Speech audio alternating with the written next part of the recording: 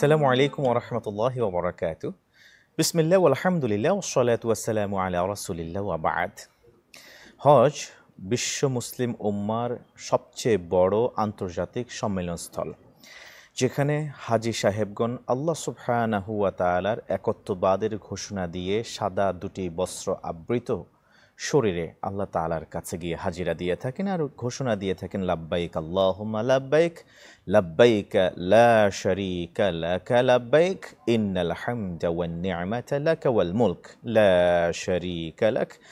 আজ সারা বিশ্ব থেকে মুসলিম উম্মা সামর্থ্যবানগণ নারী পুরুষ নির্বিশেষে তারা কাবা ঘরকে কেন্দ্র করে জমায়েত হতে চলেছেন। কেউ পথে, কেউ বা অলরেডি পৌঁছেছেন, কেউ বা যাবার নিয়ত করেছেন।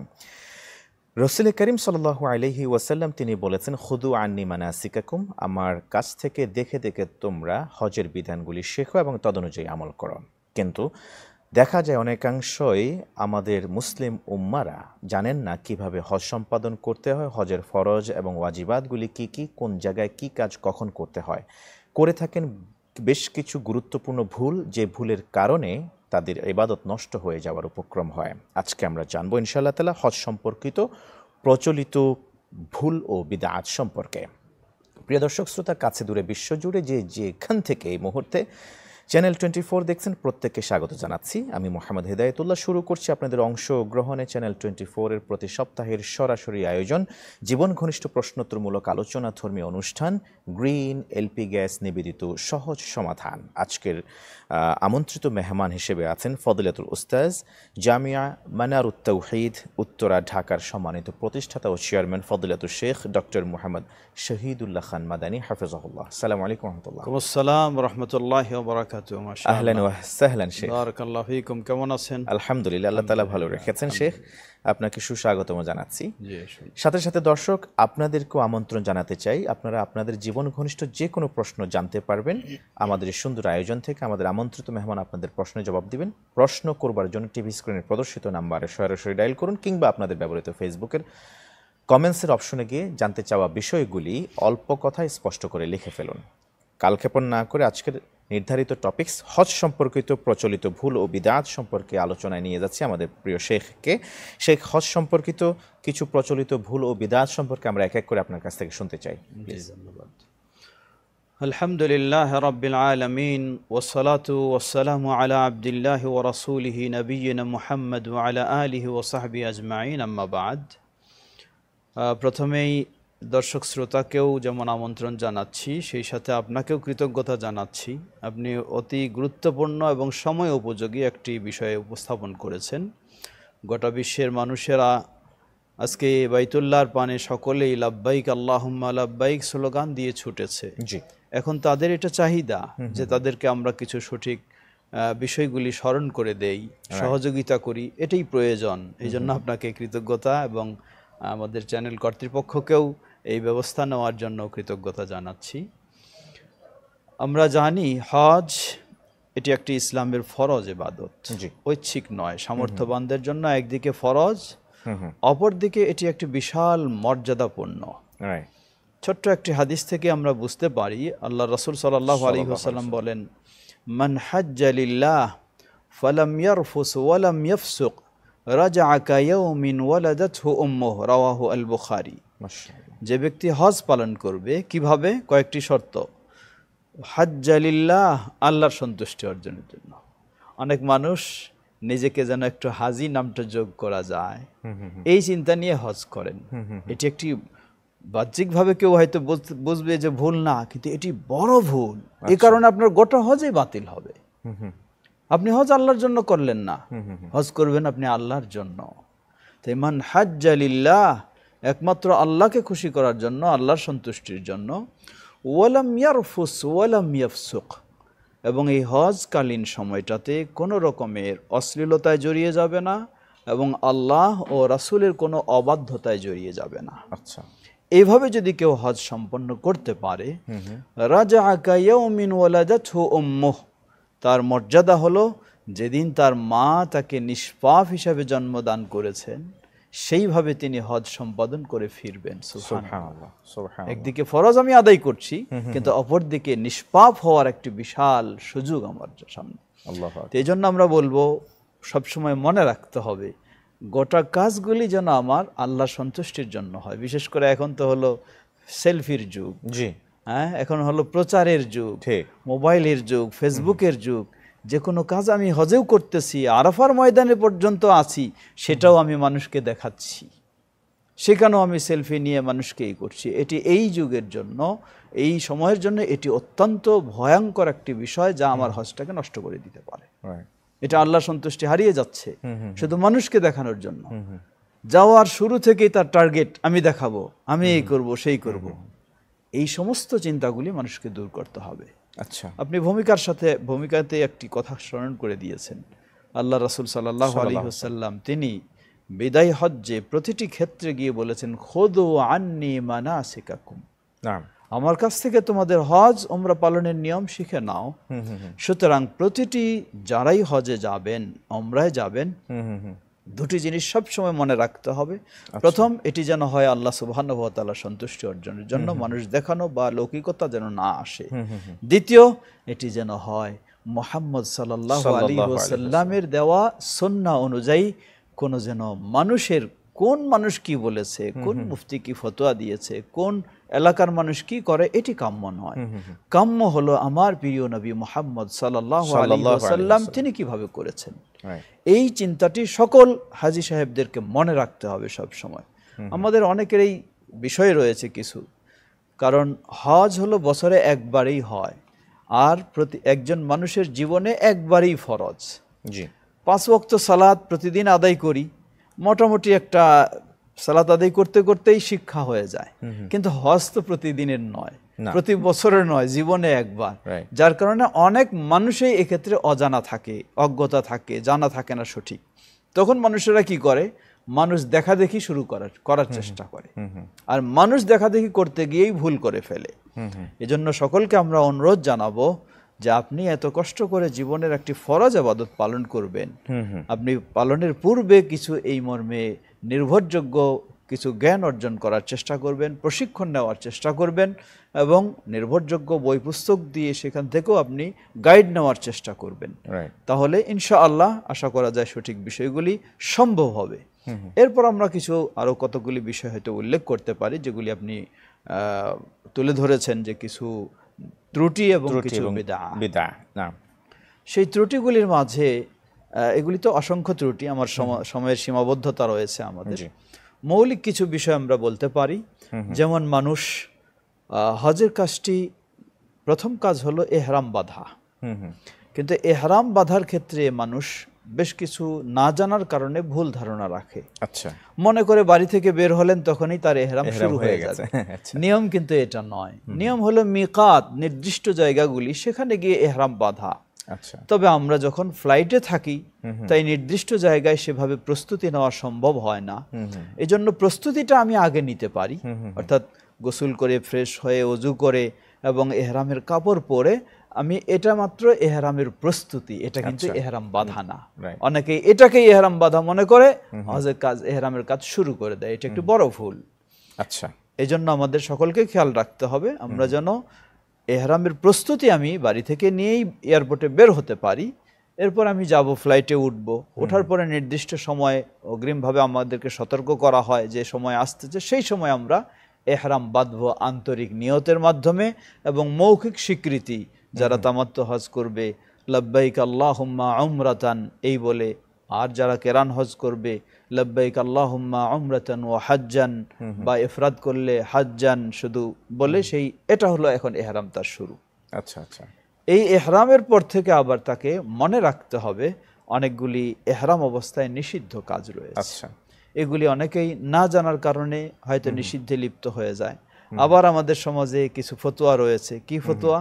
আপনি যতই সুন্দরভাবে হজ পালন করেন, আপনাকে ফতোয়া দেওয়া হচ্ছে যে আপনি একটা কুরবানি দেবেন, দম দেবেন। কেন? এটি সন্দেহ দূর করার জন্য। কি সন্দেহ? না জানি অজানায় কোনো আমি ভুল করে বসেছি, সেই ভুলটা যেন আমার সংশোধন হয়। আচ্ছা, হয়তো এটা কেউ সাধারণভাবে বুঝবে যে এটা তো ভালো কাজ, আসলে এটা ভালো কাজ নয়। কেন ভালো কাজ নয়?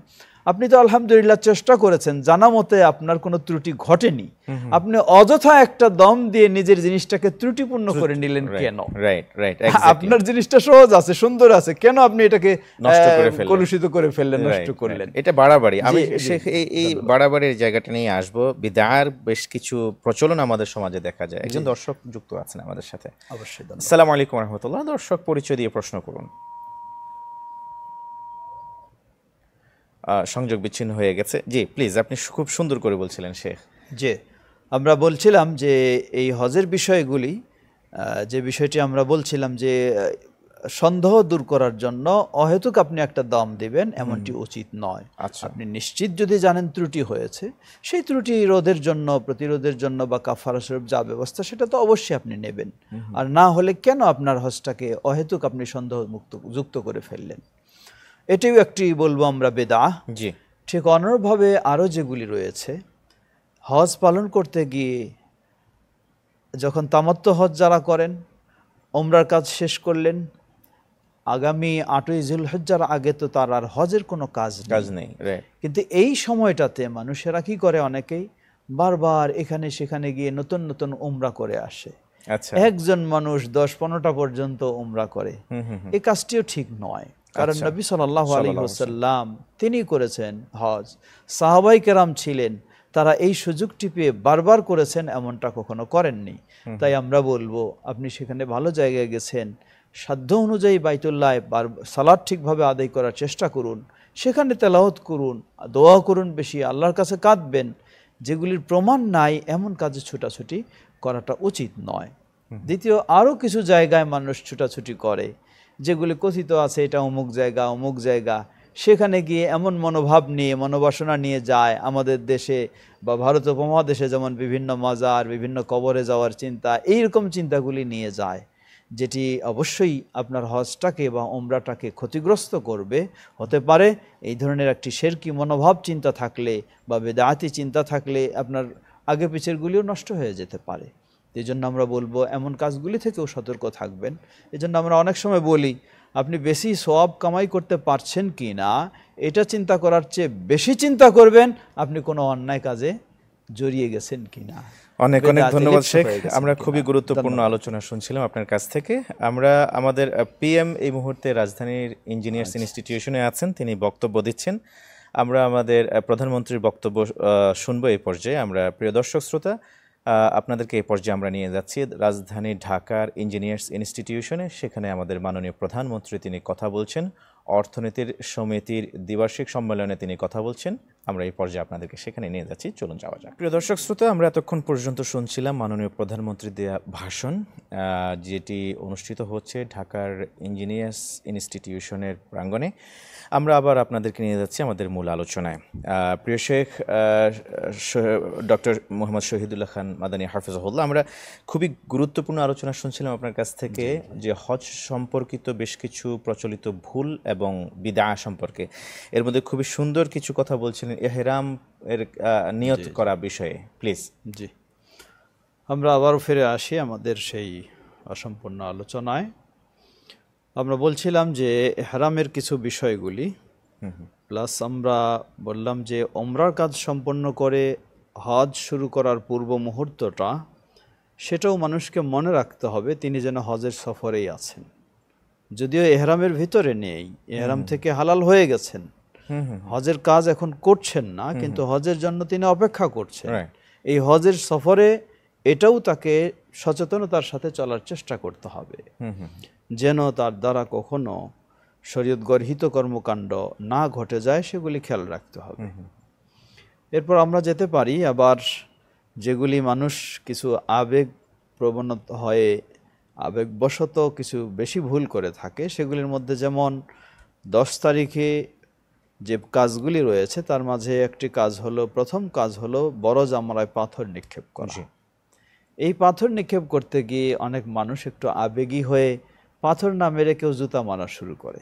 জি জি, কেন মারেন? তিনি ইবলিসকে, শয়তানকে সেখানে জুতা মারছে, এই আবেগ নিয়ে খুব গালিগালাজ করে, যেটা আমরা নিজেরাও দেখেছি শুনেছি। কিন্তু এমনটি কখনো হওয়া উচিত নয়। সেখানে ইবলিস আছে কিনা তা তো আমি জানি না, থাকলেও আমাকে মারতে হবে, না থাকলেও আমাকে মারতে হবে, এটি রাসূল সাল্লাল্লাহু আলাইহি ওয়াসাল্লামের বিধান অনুযায়ী। তাই আমরা বলবো যে এগুলি বড় ভুল। এই ধরনের উত্তেজিত হয়ে বা আবেগী হয়ে এই কাজগুলি করা কখনোই উচিত নয়। সেখানে পাথর হবে যা আঙ্গুলের মাথার সমপরিমাণ, এই পরিমাণে হবে, এবং সেটাও মারব অত্যন্ত মার্জিতভাবে, সুন্দরভাবে, ভদ্রভাবে। এই কাজটি একসময় পাথর মারার কাজটি খুবই জটিল ছিল, আচ্ছা, খুব ভয়াবহ পরিস্থিতি ছিল, মানুষ সেখানে পাপিষ্ট হয়ে মারা যেত অনেক সময়। তো আলহামদুলিল্লাহ এটি আনন্দের বিষয় যে বাংলাদেশের একজন স্বনামধন্য ইঞ্জিনিয়ার ইব্রাহিম, তিনি যখন হজে যান এই কঠিন পরিবেশটা তিনি দেখেন, দেখে তিনি এটা নিয়ে একটু গবেষণা করেন। আচ্ছা, এখন যে বিশাল আয়োজন দেখছি আমরা এই জামারাতের, এটা হলো আমাদের এই বাংলাদেশের একজন ইঞ্জিনিয়ার, তার অবদান এটা। মাশাআল্লাহ, মাশাআল্লাহ। তিনি এইটা নকশা তৈরি করে এমবাসির মাধ্যমে প্রেরণ করেছেন, অতঃপর সেই অনুযায়ী এটা এখন বাস্তবায়ন হয়ে জিনিসটা অনেক সহজ হয়ে গেছে আলহামদুলিল্লাহ। আলহামদুলিল্লাহ। তো সেখানে আমরা বলবো পাথর মারার ক্ষেত্রে কিছু কৌশল রয়েছে। মানুষ অনেকে মনে করে কি পাথর মারার একটা আবেগ নিয়ে যায়, কাছে না পৌঁছতে মারা শুরু করে দেয়। আরে এই পাথরগুলি হাউজে না পড়ে মানুষের মাথায় পড়ে। তো মানুষের উচিত ধৈর্যের সাথে সামনের দিকে এগিয়ে যাওয়া এবং হাউজের কাছে যাওয়ার চেষ্টা করা। আচ্ছা, কাছে গেলে এখন বর্তমান যে পরিস্থিতি, একজন দুর্বল মানুষ ও বৃদ্ধ মানুষও কাছে গিয়ে খুব সুন্দরভাবে সহজভাবে মারতে পারবে। আচ্ছা, তো এই ধরনের আবেগী হয়ে অতি উৎসাহী হয়ে কিছু কাজ করা উচিত নয়। ঠিক যেগুলি আরো বড় ভুল করে থাকে মানুষ, তার মাঝে যেমন 9 তারিখ হলো আরাফার দিবস। এই দিবসটি হলো সবচেয়ে গুরুত্বপূর্ণ দিবস। আল্লাহ রাসূল সাল্লাল্লাহু আলাইহি ওয়াসাল্লাম বলেন, আল হাজ্জু আরাফা, আরাফাই হলো হজ। আরাফা যদি ছুটে যায় এটি কোনো কাফারা দিয়ে আদায় হবে না, হজ বাতিল। এই জন্য এই দিনটির গুরুত্ব দেওয়া উচিত। এখানে গুরুত্বের কয়েকটি দিক। প্রথম হলো আরাফায় অবস্থানের সময় হলো সূর্য পশ্চিম আকাশে ঢলে যাওয়ার পর। আচ্ছা, এই অর্থাৎ জোহরের পর থেকে আগের সময় যতক্ষণই থাকেন আপনি, এটি আরাফায় কাউন্ট হবে না। আচ্ছা, আরাফার সময় হলো সূর্য পশ্চিম আকাশে ঢলে যাওয়া, অর্থাৎ জোহরের পর থেকে কয়েক ঘন্টাও যদি কেউ থাকে তাহলে তার ফরজ আদায় হয়ে যাবে। কিন্তু আরেকটি লক্ষণীয় হলো সূর্য অস্ত যাওয়া পর্যন্ত আরাফার ময়দানে অবস্থান করাটা হলো ওয়াজিব। আচ্ছা, এজন্য সূর্য অস্তের আগে আরাফার ময়দান থেকে বের হওয়ার কোনো সুযোগ নেই। যদিও বের হতে দেওয়া হয় না, কিন্তু কেউ চেষ্টা করলেও উচিত হবে না, এটি তার একটি ওয়াজিব ছুটে যাবে। দ্বিতীয়, আরাফার দিবসে যদি আমরা রাসূল সাল্লাল্লাহু আলাইহি ওয়াসাল্লামের সুন্নাহর বিষয়টি খেয়াল করি, রাসূল সাল্লাল্লাহু আলাইহি ওয়াসাল্লাম আরাফার দিবসে যেইভাবে তিনি ইবাদত করেছেন তা হলো প্রথমেই জোহরের সময় হয়ে গেলে সেখানে তো খুতবা হবে। সেই খুতবা আপনি যদি শুনতে পান আলহামদুলিল্লাহ, না শুনতে পারলেও কোনো কিছু নেই। আপনি আপনার তাঁবুতে যেখানে রয়েছেন সেখানেই জোহরের সময় হয়ে গেলে আজান দিয়ে একামত দিয়ে জোহরের 2 রাকাত সালাত, এটাই রাসূল সাল্লাল্লাহু আলাইহি ওয়াসাল্লামের সুন্নাহ, আপনি যেখান থেকেই যান না কেন। অতঃপর সাথে সাথে আবার একামত দিয়ে আসরের 2 রাকাত কসর। এভাবেই আল্লাহ রাসূল সাল্লাল্লাহু আলাইহি ওয়াসাল্লাম তিনি তার সাথে যারাই ছিলেন, এমনকি মক্কার মানুষও যারা ছিলেন তারাও রাসূল সাল্লাল্লাহু আলাইহি ওয়াসাল্লামের সাথে এভাবেই সালাত সেখানে আদায় করেছেন। তাই এটি খেয়াল রাখা উচিত। আমাদের অনেকেই বিভিন্ন রকমের নির্দেশনা দিয়ে থাকে, আপন আপন ওয়াক্তে, জোহরের সময় জোহর, আসরের সময় আসর। এখানে কিছু একটি ইসলাম সহজ করেছে। দেখুন, আরাফার দিবসটি হলো সবচেয়ে বেশি আল্লাহর কাছে কাদাকাটি করার দোয়া করার দিন। তো আপনি যদি জোহরের সালাত আদায় করে আসর না করেন, আসরের সময়ের জন্য অপেক্ষা করেন, আপনাকে একটা টেনশনে থাকতে হবে কখন আসরের সময় হবে।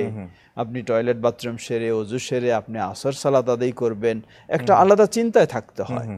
কিন্তু আল্লাহ রাসূল সাল্লাল্লাহু আলাইহি ওয়াসাল্লাম উম্মার জন্য জিনিসটাকে সহজ করে দিলেন।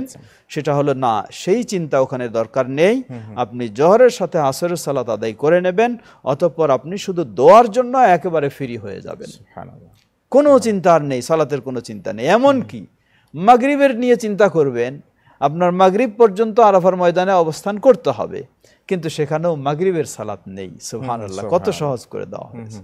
মাগরিবের সালাত আদায় করতে হলে আরেক টেনশনে আপনাকে থাকতে হবে, কখন টয়লেট বাথরুম ওযু সারবেন, ইত্যাদি করবেন, আবার সালাত আদায় করবেন। সেখানে মাগরিবের সালাতও নেই, নরমালি দেখুন সব জিনিস কিন্তু সব জায়গায় খাটানো যায় না। না, আপনি কোথাও আছেন, মাগরিবের সময় হয়ে গেছে, আপনার জন্য এখন মাগরিবের সালাত আদায় করতে হবে, কিন্তু সেখানের নিয়ম হলো মাগরিবের সময় হবে কিন্তু সালাত আদায় করতে পারবেন না। আল্লাহ। এরপর ধীরে স্থিরে আপনি আরাফা ত্যাগ করে মুজদালিফার দিকে ফিরবেন। মুজদালিফায় এসে সেখানে আজান দিয়ে, আজান না শোনা গেলে আজান দিয়ে, একামত দিয়ে প্রথমে মাগরিব অতঃপর এশার সালাত আদায় করা। এটাই হচ্ছে আল্লাহ রাসূল সাল্লাল্লাহু আলাইহি ওয়াসাল্লামের সুন্নাহ। বিশেষ করে আরাফার দিবসে এটিও মনে রাখতে হবে, আমাদের অনেক মানুষ কি করে, এক তাঁবুতে থাকে, বিভিন্ন রকমের ওজিফা, বিভিন্ন রকমের মিলাদ, বিভিন্ন রকমের অবস্থান তৈরি করে থাকে এবং সমষ্টিগতভাবে যৌথভাবে মোনাজাত করা বা ইত্যাদি করা এগুলি নিয়ে ব্যস্ত হয়। মনে রাখতে হবে আমাদেরকে, স্বয়ং নবী মুহাম্মদ সাল্লাল্লাহু আলাইহি ওয়াসাল্লাম যার চেয়ে শ্রেষ্ঠ ইমাম কেউ নেই, তিনি সাহাবীদেরকে নিয়ে উপস্থিত, কিন্তু কোন সাহাবীও তাকে বললেন না আমাদের দোয়া করে দেন, আর তিনিও বললেন না যে আসেন আমি আপনাদের জন্য দোয়া করে দেই। সবাই আপন আপন চাইবে, এটাই সুন্নাহ। আপনি হাত তুলে চাই দোয়া করবেন, কিবলামুখী হয়ে দোয়া করবেন, কখনো দাঁড়ায় দোয়া করবেন, কখনো বসে করবেন, কোনো অসুবিধা নেই, কিন্তু সবাই আপন আপন, সমষ্টিগতভাবে ওই ইবাদত নয়, এটা স্বাধীন করে দিয়েছেন। আপনি আপনারটা কাঁদবেন, আপনারটা চাইবেন, ইমাম সাহেব তো আপনার ভিতরেরটা জানেন না, আপনার পরিবারেরটা জানেন না, কে অসুস্থ আছে কে বিপদে আছে এটা জানেন না, আপনি জানেন। এই জন্যই রাসূল সাল্লাল্লাহু আলাইহি ওয়াসাল্লামের সুন্নাহ হলো সবাই। আবার সেই দিন কিছু আরেকটা মানুষ ভুল করে, এটিও ভুল এবং বিদআহ। মানুষ ছুটে সেই জাবালের রহমতের দিকে, জাবালের রহমতে উঠতে হবে, সেখানে গিয়ে কিছু নামাজ পড়তে হবে, বা কমপক্ষে একটু পাহাড়ে না উঠলে তৃপ্তি লাভ হয় না, এই সেই ওখানে গিয়ে কিছু লিখবে, পাথরে কিছু লিখে রাখবে স্মৃতি হিসাবে ইত্যাদি, এগুলি সব বেদার অন্তর্ভুক্ত। রাসূল সাল্লাল্লাহু আলাইহি ওয়াসাল্লাম আরাফার ময়দানে দাঁড়ালেন, সামনে কাবামুখী হয়ে দাঁড়ালেন যখন, সামনে তার জাবালের রহমত ছিল, কিন্তু তিনি কি বললেন? তিনি বললেন ওয়াকাফতু হা হুনা ওয়াল আরাফা কুল্লুহা মাওকিফ, আমি এখানে দাঁড়িয়েছি, কিন্তু এমন নয় যে এখানেই সবাইকে এসে দাঁড়াতে হবে, এটা নয়। ইসলাম কত সহজ, দেখুন, সহজ করে দিই। যদি এটা বলতেন আমি এখানে দাঁড়িয়েছি, এখানে এসেই দাঁড়াতে হবে, তাহলে আজকে লক্ষ লক্ষ মানুষকে ওখানে গিয়ে পারাপারি মারামারি করতে হতো। সুবহানাল্লাহ, সহজ করে দিয়েছেন। ওয়াল আরাফা কুল্লুহা মাওকিফ, আপনি শুধু নিশ্চিত করবেন আরাফার সীমানার ভিতরে আছেন কিনা। যেখানেই আরাফার থাকবেন সেখানেই আপনি কাবামুখী হয়ে, কিবলামুখী হয়ে দোয়া করবেন, আল্লাহর কাছে কাঁদবেন, সেখানে জাবালের রহমতে যেতে হবে এমন কোনো শর্ত নয়। আচ্ছা আচ্ছা, ঠিক এভাবে মুজদালিফায় এখানেও কিছু লক্ষণীয় বিষয় রয়েছে। মুজদালিফায় দেখা যায় নিয়ম হলো সেখানে পৌঁছে মাগরিব এবং এশা একসাথে আদায় করে নিয়ে রাতটা বিশ্রাম নেবে, এটাই হলো মুজদালিফার ইবাদত। রাত জেগে জেগে তাহাজ্জুদ পড়বে, ইবাদত করবে, এটা নয়, এটা রাসূল সাল্লাল্লাহু আলাইহি ওয়াসাল্লামের সুন্নাহ নয়। আচ্ছা, কেন বলবো হয়তো কেন, কারণ পরের দিনটি হলো 10 তারিখ, এই দিনটি হলো সবচেয়ে বেশি হজের কাজ হলো এই 10 তারিখ, একদিনে অনেকগুলি কাজ। জি, এই 10 তারিখের কাজগুলি সেই মুজদালিফার রাতে যদি আমি বিশ্রাম না নেই, তাহলে 10 তারিখের কাজগুলি আমার সঠিকভাবে করা সম্ভব হবে না। এই জন্যই রাসূল সাল্লাল্লাহু আলাইহি ওয়াসাল্লামের সুন্নাহই হলো সেখানে সালাত আদায় করে খাওয়া দাওয়া, টয়লেট বাথরুমের কাজ থাকলে সেরে নিয়ে ঘুমাবে। আচ্ছা, তবে সবাইকে মনে রাখতে হবে আমরা ইহরাম অবস্থায় আছি, কারণ খোলা মাঠে যখন অনেকে থাকে, বিশেষ করে পুরুষদের ক্ষেত্রে সমস্যা হয় কি, পুরুষদের তো মাথা ঢাকানো নিষিদ্ধ, চেহারা ঢাকানো নিষিদ্ধ। খোলা মাঠে যখন থাকে, ঘুমের ঘরে হয়তো একটু ঠান্ডা মৃদু বাতাস আসলো, শিশির এই ধরনের, তখন ওই ইহরামের কাপড় দিয়ে সবকিছু মাথা চেহারা মুড়ে নেয়, এটা নিষিদ্ধ। তো এই অবস্থা আমরা বলবো না যে ঘুমের মধ্যে কেউ এভাবে ঢেকে নিলেই তার জন্য দম ওয়াজিব হয়ে যাবে, তা নয়, কিন্তু সতর্ক থাকতে হবে। আপনি অজানাবশত করলে সেটা লা ইউকাল্লিফুল্লাহু নাফসান ইল্লা উসআহা, ঘুমের মধ্যে করলে তো আপনার জানার মধ্যে ছিল না, কিন্তু জেনে শুনে আপনি মাথা ঢেকে নেবেন এমনটা কখনো হবে না। যদি করেন তাহলে আপনাকে আবার এর জন্য দাম দিতে হবে। মুজদালিফায় সালাত পড়ার নিয়মটা যদি বলেন। মুজদালিফা সালাত পড়ার নিয়ম রাসূল সাল্লাল্লাহু আলাইহি ওয়াসাল্লামের সুন্নাহ, যেমন আরাফায় জোহর এবং আসরের একসাথে পড়ার নিয়ম, ঠিক মুজদালিফায় পৌঁছেও সেখানে মাগরিবের প্রথমে 3 রাকাত, অতঃপর একামত দিয়ে আবার এশার সালাত। মূলত মুজদালিফা আরাফায় যখন আপনি মাগরিব এর পরে বের হবেন, মানে মুজদালিফায় পৌঁছতে আপনার অটোমেটিক এশার সময় হয়ে যাবে। এই জন্য সেই এশার সময় মাগরিব এবং এশা দুটোই একত্রে করে এশা তো পড়াটাই 2 রাকাতই পড়বে। এশা 2 রাকাত কসর, এটাও আল্লাহ রাসূল সাল্লাল্লাহু আলাইহি ওয়াসাল্লাম সেখানেও এশা 2 রাকাতেই পড়েছেন। যারা সাথে ছিলেন সবাই 2 রাকাতেই পড়েছেন, বলেন নাই যে মুকিমেরা এখানে এই পড়ে নাও আর আমি এই পড়লাম, এমন না, সবাই সেই পড়েছেন। তো এটাও সেখানকার সেই সুন্নাহ। জি জি। এরপরের দিন সে ফজরের সালাতে তো মুজদালিফায় পড়ে রওনা করবে। নিয়ম হলো ফজরের সালাত মুজদালিফায় পড়বে। সেই ফজরের কিন্তু সুন্নাহও পড়েছেন রাসূল সাল্লাল্লাহু আলাইহি ওয়াসাল্লাম, অন্য কোনো সুন্নাহ পড়েন নাই। মিনায় নয়, আরাফায় নয়, মুজদালিফাতেও নয়, শুধু ফজরের সময় আবার ফজরের সুন্নাহ ছাড়েননি। ফজরের সুন্নাহ সব সময় রাসূল সাল্লাল্লাহু আলাইহি ওয়াসাল্লাম পড়তেন, 2 রাকাত সুন্নাহ ফজর, অতঃপর ফরজ 2 রাকাত। পরে নিয়ম হচ্ছে যে কিরাতগার দোয়া দরুদ পাঠ করার পর ফর্সা যখন হবে, সূর্য উদয় হওয়ার আগে, তখন মিনার দিকে রওনা দেওয়া। তবে কারো কাছে যদি সাথে মেয়ে মানুষ থাকে, অসুস্থ থাকে, তাদের জন্য একটু ছাড় রয়েছে, অর্ধরাতের পরে তারা মুজদালিফা ত্যাগ করে মিনার দিকে যেতে পারে।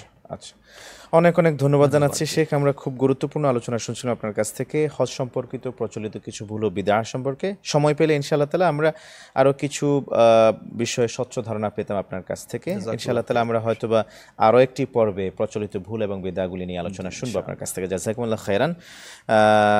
প্রিয় দর্শক শ্রোতা, আপনারা এতক্ষণ পর্যন্ত দেখছিলেন গ্রিন এলপি গ্যাস নিবেদিত সহজ সমাধান। আজকে আমরা জেনেছি প্রিয় শেখের কাছ থেকে কোরআন এবং সুন্নাহর আলোকে বিশ্বনবীর আদর্শের অনুযায়ী, আদর্শের বাতিঘর দিয়ে আমরা দেখেছি, জেনেছি যে রাসূল করিম সাল্লাল্লাহু আলাইহি ওয়াসাল্লাম হজ্জের কাজগুলি কিভাবে সম্পাদন করতেন, আমরা কি করছি, কোন কোন ভুলগুলি আমাদের দ্বারা সংঘটিত হচ্ছে, আবার কোন কোন বিদআত আমাদেরকে পরিত্যাগ করতে হবে, আমরা সেই সম্পর্কে জানার চেষ্টা করেছি। এবং আল্লাহ সুবহানাহু ওয়া তাআলা এই বছর যারা হজ্জে গিয়েছেন সবাইকে হজ্জে মাবরুর নসিব করুন, এই প্রত্যাশায় আপনাদের প্রত্যেকের সুস্বাস্থ্য ও দীর্ঘায়ু কামনা করে গ্রিন এলপি গ্যাস নিবেদিত সহজ সমাধানের আগামী পর্ব দেখার উদাত্ত আহ্বান জানিয়ে আজকের মতো এখানে শেষ করছি।